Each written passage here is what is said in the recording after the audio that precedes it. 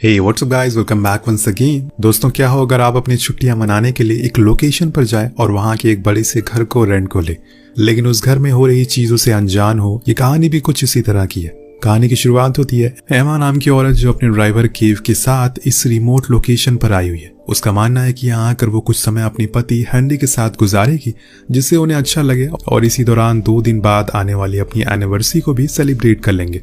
उसका ड्राइवर उसे कुछ ज्यादा ही फ्रैंक होने लगता है और पूछता है कि क्या उसका पति इस ट्रिप पर उसके साथ नहीं आने वाला।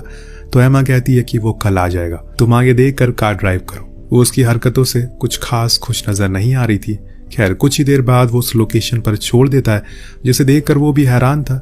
उसका कहना था कि वो यहाँ पर आए दिन शिकार करने के लिए आता रहता है, लेकिन उसे ये जगह आज पहली बार देखी। अब एमा उसे उसके पैसे देकर वहां से जाने को कहती है, जिसके बाद हम उस घर को देखते हैं जो बेहद ही बड़ा और हाईटेक होता है। जब मन चाहे उसे हर तरफ से सील कर सकते हो। उसके फीचर्स को देखकर एमा भी हैरान हो जाती है। दरअसल उन्होंने इस घर को कुछ दिनों के लिए रेंट पर लिया है, अपनी एनिवर्सरी को सेलिब्रेट करने के लिए। अब वो फ्रेश होने के लिए जाती है। इसी बीच उसके दरवाजे पर किसी की दस्तक होती है। वो बाहर जाकर देखती है तो वहां पर कोई भी नहीं था सिवाय एक बुके के और एक नोट के, जो उसे लगता है कि शायद ये हेनरी ने भेजा होगा उसे ऐसे ही सरप्राइज करने के लिए। इसीलिए वो उसे लेकर अंदर आ जाती है। अब पूरे घर को लॉक करके वाइन को एंजॉय करने लगती है, पर गलती से उसे ग्लास गिर जाता है, जिसे उठाने के लिए वो नीचे झुकती है तो उसकी नजर वहां टेबल के नीचे एक लॉक पर पड़ती है, जिसे वो टच करने ही वाली होती है कि इतने में किसी आरएस नाम के बंदे का उसके पास कॉल आती है। लेकिन तभी हम देख पाते हैं कि हेनरी भी वहां पहुंच चुका है, इसीलिए वो उस कॉल को नहीं उठा पाती।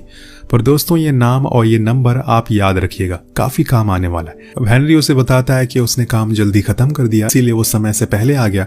दोनों ही बहुत खुश होते हैं, बाहर जाकर एक साथ टाइम स्पेंड करते हैं। हेनरी एमा से उसके काम के बारे में पूछता है। दरअसल वो एक राइटर है और हाल फिलहाल में वो एक नॉवेल के ऊपर काम कर रही है, लेकिन वो उसे बताती है कि वो नॉवेल बुक तो उसी कैब में छूट गई जिससे वो यहाँ तक आई थी, पर उसने कंप्लेन कर दी है तो शायद वो जल्दी ही मिल जाएगी। इसके बाद हेनरी एमा के करीब आने की कोशिश करने लगता है, पर एमा वहां से उठकर चली जाती है, जिससे हमें पता चलता है कि जैसा सब कुछ दिख रहा है वैसा रियलिटी में है नहीं। इन दोनों के रिश्ते में खटास है, पर उसकी वजह ये हमें भी नहीं पता है। और हेनरी ने इसीलिए ट्रिप को प्लान किया था ताकि वो उसके साथ कुछ समय बिता सके, पर ऐसा होता हुआ दिखाई तो बिल्कुल भी नहीं दे रहा है। अब एमा सोने के लिए चली जाती है, पर जाने से पहले वो वाइन ड्रिंक करती है। शायद उसी की वजह से उसे सोने से पहले जोरदार चक्कर आता है, जिसे चलते वो कब सो जाती है उसे पता ही नहीं चलता।